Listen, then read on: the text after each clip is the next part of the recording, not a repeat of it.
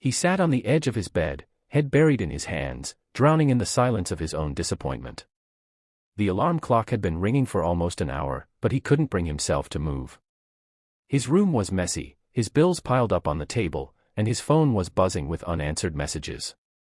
Life had him pinned down, and every time he thought about fighting back, that small voice whispered inside his head, "You're not strong enough. You can't do it."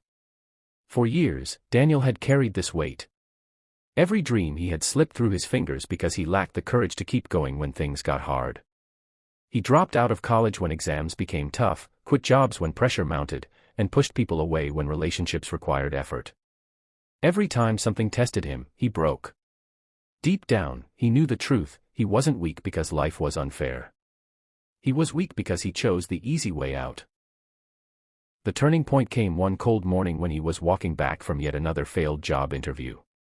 He saw a man in a wheelchair struggling to push himself up a steep hill. Daniel stood frozen, watching. The man's arms shook, his face twisted in pain, but he never stopped pushing.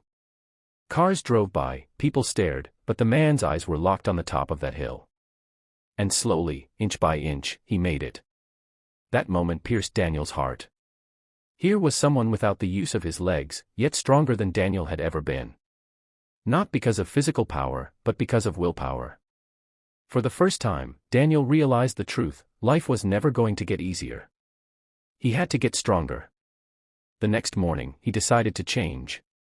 He forced himself out of bed before sunrise, laced up old running shoes, and stepped outside. The first run was terrible. He couldn't even last 5 minutes without gasping for breath. His body screamed at him to stop, his mind begged him to quit. But he remembered that man on the hill, and he kept moving, even if it meant walking instead of running. Days turned into weeks. He ran every morning, rain or shine. He cleaned his room, organized his bills, and started applying for jobs again. But life didn't magically become easy. He faced rejection after rejection. Some days, he wanted to fall back into old habits. But every time that voice whispered, "You're weak," he answered back, "Not anymore." Then came his biggest test. His mother fell ill, and the hospital bills began piling up. The old Daniel would have crumbled under the pressure, hiding from responsibility. But this time, he took double shifts at work, slept barely 4 hours a night, and pushed through exhaustion. He was tired, sore, and constantly battling stress, but he didn't quit. There were nights when he cried alone, frustrated at how hard life was. But instead of giving in, he reminded himself, pain is temporary, but quitting lasts forever. Slowly, his effort paid off.